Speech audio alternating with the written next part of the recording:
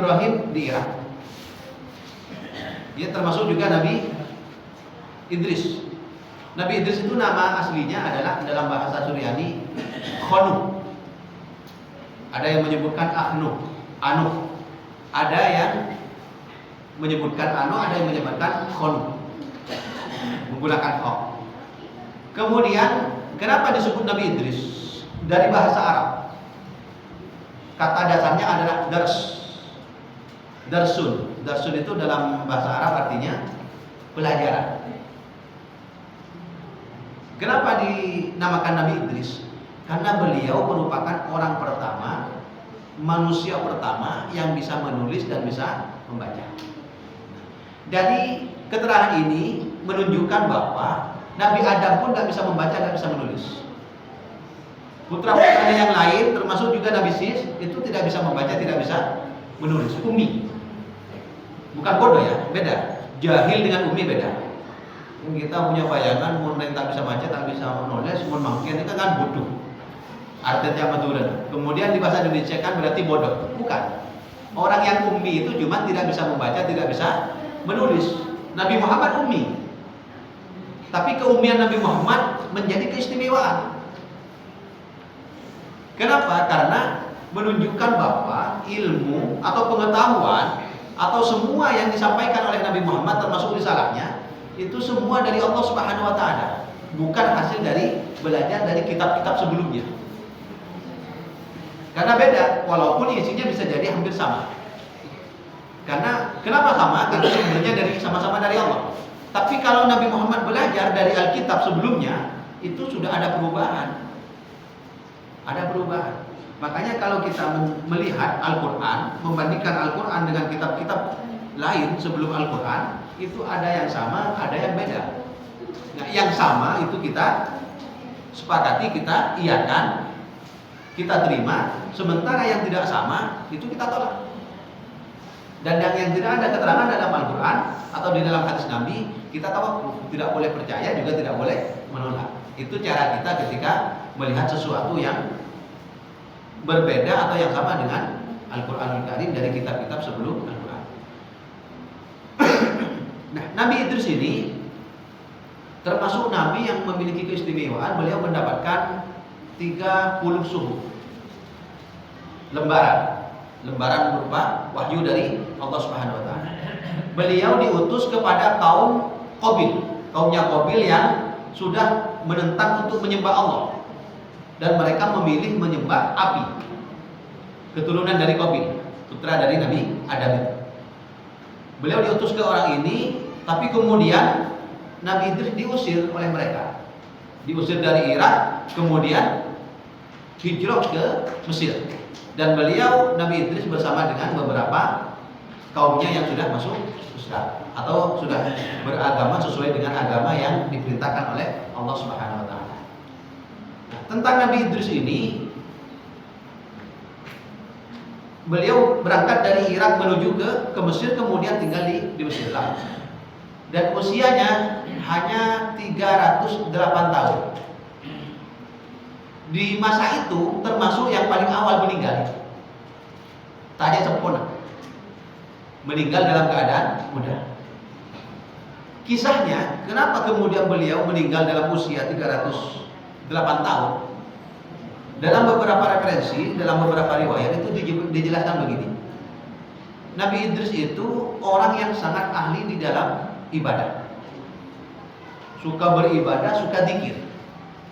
Maka kemudian malaikat Azrail, malaikat pencabut nyawa, itu minta izin kepada Allah Subhanahu wa taala untuk mengenal lebih dekat Nabi Idris. Diizinkan oleh Allah Subhanahu wa taala. Kemudian datanglah menyerupai manusia. Menyerupai manusia, kemudian ya datang malam itu, kemudian diajak makan. Ternyata malaikat Azrail ini tidak mau. Katanya, enggak, saya masih tetap mau beribadah. Diajak tidur, juga gak mau, saya tetap fokus ke ibadah. Sementara Nabi Idris ya tetap dengan ini. Sampai sekitar 3 hari, kemudian Nabi Idris itu tanya, Anda ini sebenarnya siapa? Diajak makan gak mau, diajak tidur juga tidak mau. Akhirnya ngaku, saya malaikat maut. Terkejut. Daripada kita bisa pada tengah Roma pada tamu itu kenal pada dokter. Saya lah sambian malaikat maut. Robu kan ada kan. Gitu. Kaget waktu itu, kenapa malaikat maut sudah datang? Dikira sudah mau mencabut nyawanya. Akhirnya ditanya oleh Nabi Idris, apa tujuannya? Saya ingin mengenal lebih dekat sampean, ingin tahu lebih dekat tentang sampean karena sampean termasuk orang yang ahli ibadah. Akhirnya ya di tengah obrolannya itu Nabi Idris itu kemudian bertanya kepada malaikat Azrail, penjabut nyawa, bagaimana rasanya sakaratul maut? Bagaimana rasanya sakaratul? Kata malaikat Azrail, dia nggak tahu. Saya cuma nyambut, saya tidak pernah dicabut. Saya cuma nyambut nyawa orang dan saya nggak tahu rasanya. Maka kemudian Nabi Idris itu minta izin kepada Allah Subhanahu Wa Taala agar dicabut nyawanya, kemudian dikembalikan lagi. Terowongi nggak ada merasa sakaratul maut. Akhirnya karena ada permintaan seperti itu, malaikat Azrail atau malaikat maut itu minta izin kepada Allah Subhanahu Wa Taala dan diizinkan. Dicabut nyawanya. Ketika dicabut nyawanya,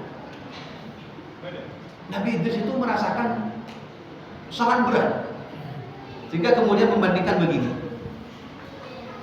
Kata beliau, orang yang dicabut nyawanya itu seperti kambing yang dikuliti kulitnya. Kambing yang hidup kemudian dikuliti kulitnya, dan sakitnya sakaratul maut itu 7 kali lebih sakit daripada itu. 7 kali lebih sakit daripada. Makanya di dalam berbagai keterangan kitab dijelaskan bahwa ketika orang dicabut nyawanya itu merasakan ada kulit itu ketika sakit itu kadang ada yang merasakan pakai ditusuk jarum, itu sakit. Kemudian ada yang pakai pisau, ada yang dibakar dengan api. Nah, yang paling sakit itu dibakar dengan api. Kenapa? Karena ketika kulit dibakar oleh api, yang terbakar misalnya tangannya, itu bisa dirasakan oleh sekujur tubuh.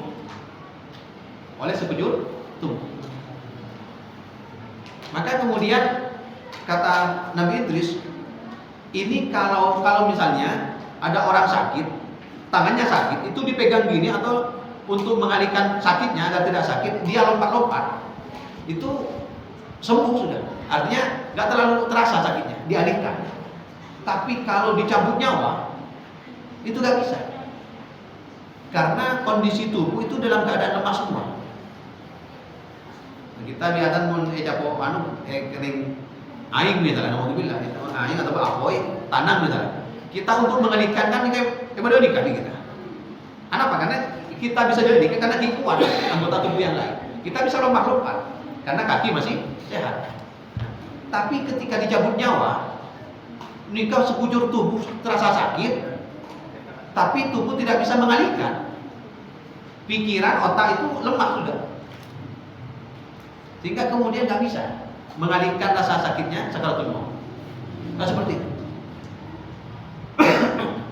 Maka kemudian ketika mengatakan seperti itu, ketika Nabi Idris menjawab seperti itu, mengatakan bahwa sakitnya sakaratul maut itu seperti kambing yang dikuliti kulitnya, dan 7 kali lebih sakit daripada kambing yang dikuliti.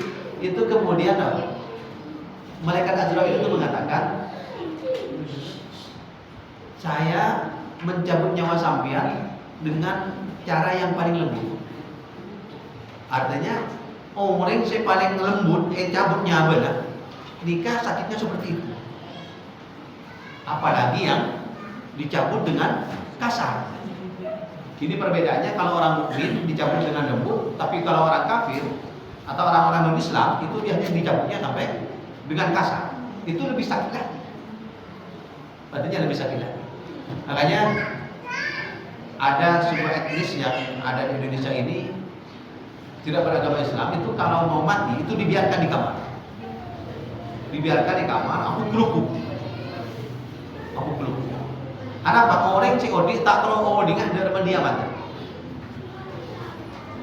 Berarti cabut sangat kasar, sangat keras. Berarti lebih sakit lagi daripada yang digambarkan oleh malaikat oleh Nabi Idris. Kemudian Nabi Idris ini juga minta kepada malaikat Azrail agar bisa melihat surga dan neraka di bawah. Ketika melihat neraka, pingsan, semaput. Karena saking kerasnya siksa neraka. Kemudian telah bangun, telah sadar, diajak ke surga. Nah, ketika diajak ke surga, Nabi Idris ini gak mau keluar.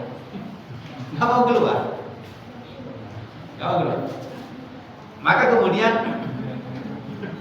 sandalnya itu Qila, ini ada dua pendapat. Ada yang mengatakan sandalnya sengaja ditinggal, sehingga kemudian keluar dengan malaikat Azrail. Bukan malaikat Jibril, tapi malaikat Azrail yang ketika sampai di luar menyampaikan sandal saya ketinggalan. Kemudian diambil, minta izin kepada Allah, kemudian masuk lagi, dan ketika masuk ke dalam gak mau keluar lagi. Anak nyaman gelup, duri nyaman sampai tak mau keluar. Akhirnya minta izin kepada Allah, dan ternyata memang diizinkan oleh Allah. Dan sampai saat ini Waqilah, dan dalam riwayat itu kemudian disebutkan apa? Beliau dicabut nyawanya di langit keempat itu.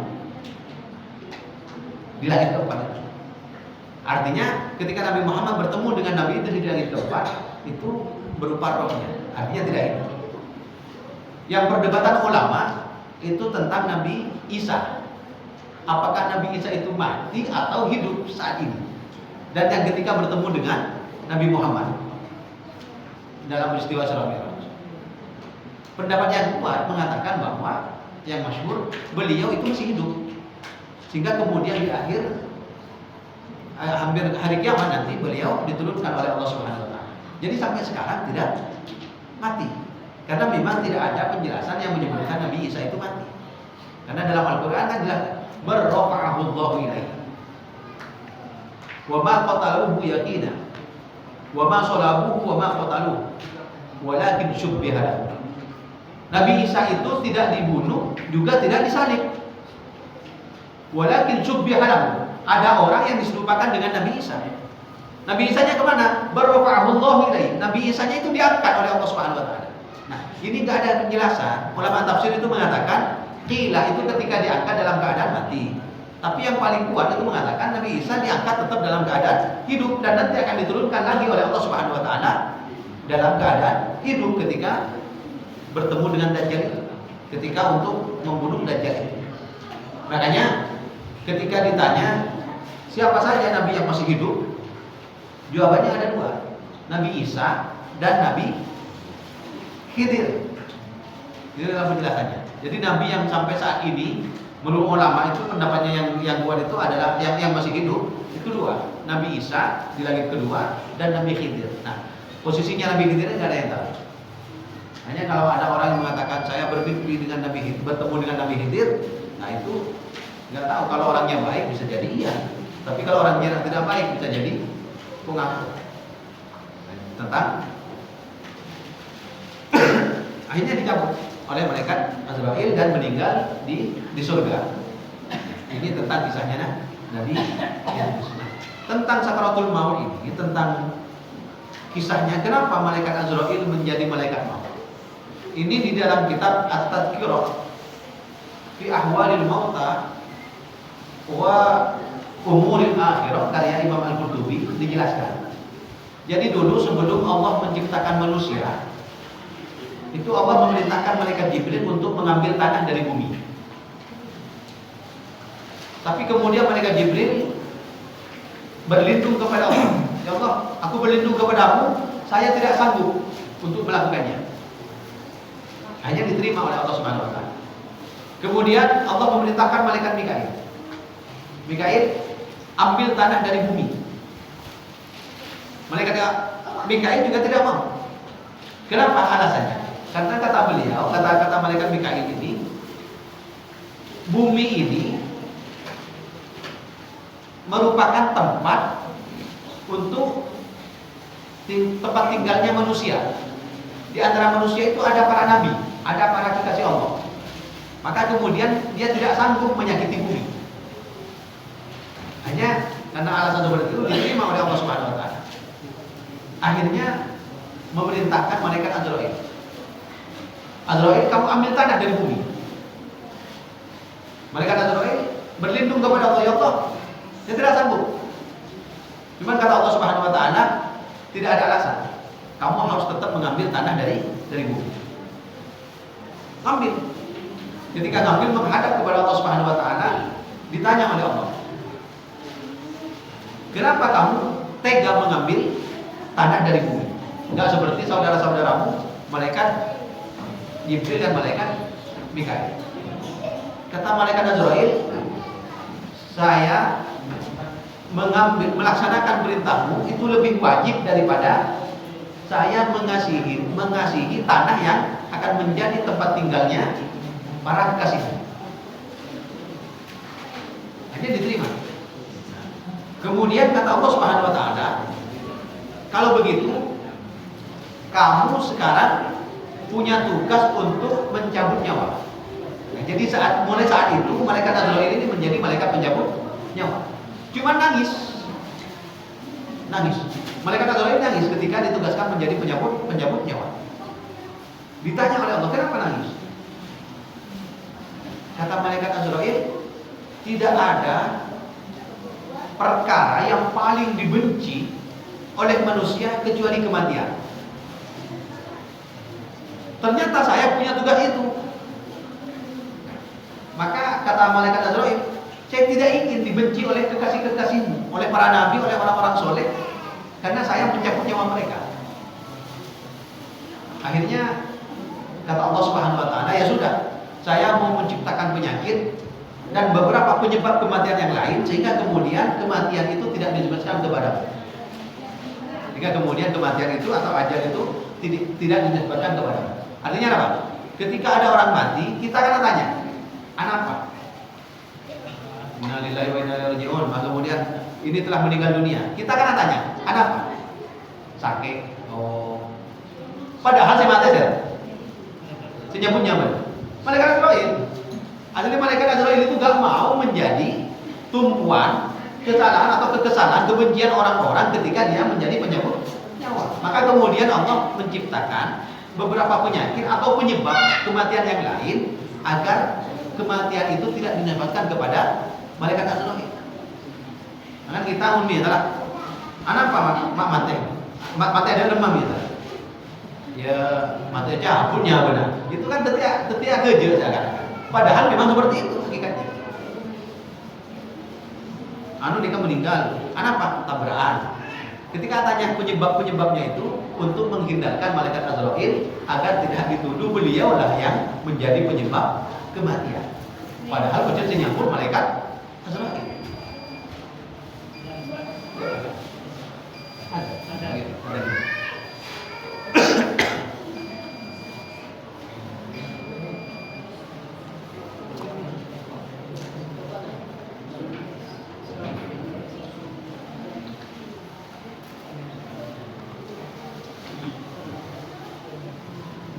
الله أكبر الله أكبر الله أكبر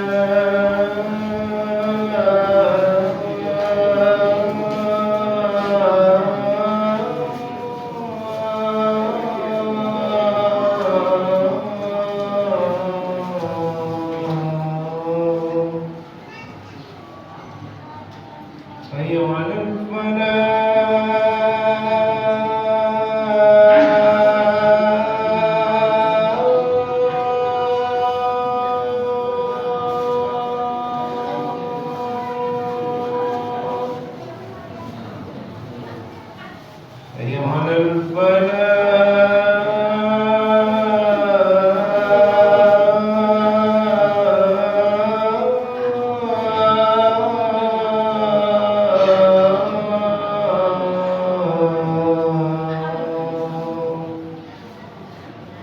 الله أكبر الله أكبر لا إله إلا الله.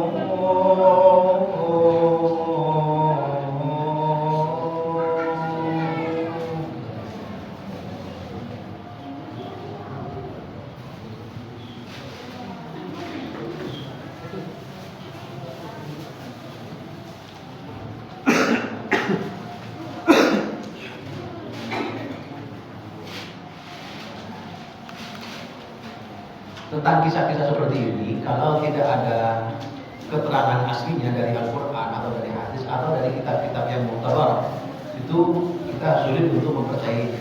Makanya kemudian tadi saya menyebutkan nama kitabnya, dan ini riwayat dari Imam Az-Zuhri dan Wahab bin Munabbih di dalam kitab At-Tadhkirah fi Ahwalil Mauta wa Umuril Akhirah karya Imam Al-Qurtubi. Dan ada juga yang kisah juga yang seakan-akan kurang masuk akal, tapi ya karena memang sudah ada riwayat yang menjelaskan, maka kita mempercayainya. Seperti kisahnya Nabi Ibrahim yang hendak dicabut nyawanya oleh malaikat Azrail atau malaikat maut. Malaikat maut datang kemudian mengatakan bahwa waktu sampean sudah, ajal sampean sudah nyampe. Apakah diperkenankan, apakah diperbolehkan saya untuk mencabut nyawa sampean? Malaikat Ibrahim menjawab, gak mungkin lah, saya kan ini Khalilullah, saya ini kekasih Allah. Gak mungkin Allah itu menimpakan sesuatu yang tidak disukai oleh kekasihnya. Ini kan Khalilullah kan.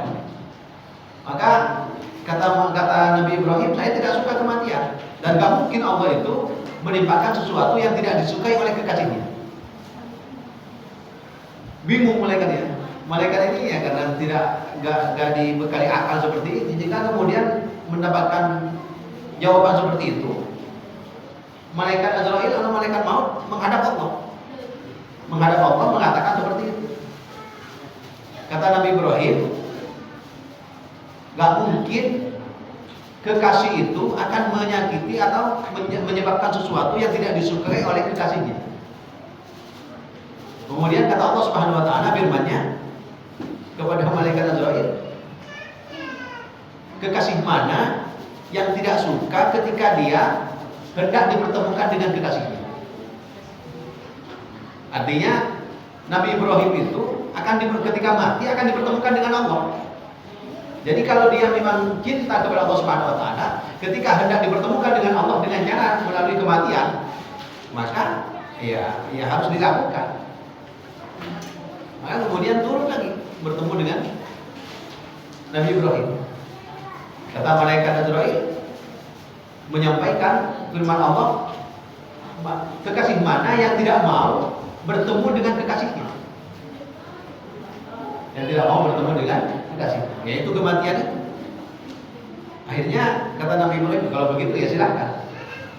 Dialog-dialog seperti ini itu seakan-akan masih nyaman. Tinggal itu malaikat maut nyambut Pak Tanda biasa. Bahkan beneran yang ditawarkan kepada Nabi Muhammad, ditawarkan juga kepada Nabi Musa. Ajal sampean sudah datang, sudah nyampe, apakah diperkenankan untuk mencabut nyawa sampean? Pun kita yang kabar dia jadi kan. Jauh dah. Maka saya bertabari benih kita, Nabi. Para nabi, karena kenapa? Karena para nabi itu tahu bahwa dengan kematian itu kehidupan itu menjadi lebih indah. Beban hidup di dunia, dakwah dan sebagainya itu hilang sudah. Tinggal bertemu dengan Allah Subhanahu wa taala. Makanya ketika mereka yang ditawarkan, mereka mau. Engki atau kita ya karena kita letak kita temu apa surga apa neraka kan temu. Baik pada apa dia jadikan? Contoh banyak setan juga nih. Gede gitu. Milik atau apa tadi? Itu. Jadi kisah-kisah tawaran malaikat maut kepada Nabi untuk mencabut nyawanya itu maklum sudah. Yang ada kisahnya ya, Nabi Ibrahim, Nabi Musa, dan Nabi Muhammad SAW. Ini tentang kisah-kisah beberapa nabi yang. Nah, ini tentang Nabi Idris yang di langit keempat bertemu dengan Nabi Muhammad SAW. Beliau itu punya gelarnya Asadul Usud. Asadul Usud, singanya singa. Kenapa? Karena beliau pemberani. Beliau sangat berani kepada umatnya yang menentang itu, berani beliau. Artinya tidak ada rasa takut. Karena memang sudah dekat dengan Allah Subhanahu wa taala. Hanya ketika ditanyakan siapa yang mendapat gelar Asadul Usud, atau ada yang menyebutkan Asadul Asad, tapi yang benar Asadul Usud itu singanya singa. Singanya para singa. Artinya kalau ada orang berani disebut Asad, disebut singa, ini ternyata lebih berani daripada pemberani itu. Singanya singa. Atau mana singa? Berarti kan dia banget. Tentang kisahnya Nabi Idris, dan itu bertemu dengan Nabi Muhammad SAW dalam peristiwa Isra Mi'raj di langit ke. Sambil menunggu iqamah, ya barangkali ada pertanyaan kami bisa.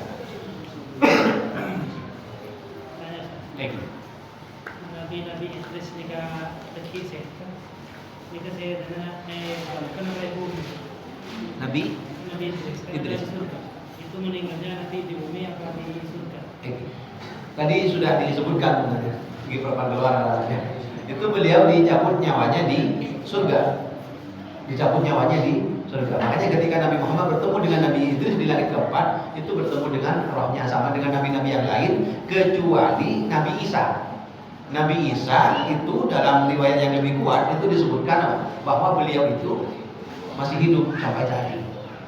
Dan nanti akan diturunkan ketika mendekati hari kiamat, ketika Dajjal sudah merajalela, maka kemudian Nabi Isa turun lagi. Artinya Nabi Isa itu bukan dihidupkan nanti ketika diturunkan, tapi memang masih hidup. Karena berdasarkan dari ayat Al-Quran, barrafa'ahullahu ilaihi, Allah mengangkat Nabi Isa kepadanya. Nah, ketika diangkat, itu ulama menyebutkan, ulama tafsir terutama itu menyebutkan diangkat dalam keadaan hidup. Diangkat dalam keadaan hidup. Walaupun ada ulama tafsir yang lain yang menafsirkan, yang menyebutkan bahwa, yang memberikan penjelasan bahwa Nabi Isa itu mati, diangkat dalam keadaan mati. Tapi mati bukan mati dibunuh. Karena di ayat sebelumnya ada wa ma qataluhu wa ma shalabuhu. Tidak dibunuh dan juga tidak disalib. Walakin syubbiha lahu. Tapi diserupakan. Nah, ketika ada ayat barrafa'ahullahu ilaihi, para ulama tafsir beda pendapat dan mengatakan diangkat dalam keadaan meninggal, ada yang mengatakan diangkat dalam keadaan hidup, sehingga kemudian nanti di akhir zaman akan turun lagi untuk mengalahkan Dajjal. Mudah-mudahan bermanfaat. Terima kasih atas segala perhatian. Mohon maaf atas segala kekurangan. Ihdinas shiratal mustaqim. Wassalamualaikum warahmatullahi wabarakatuh.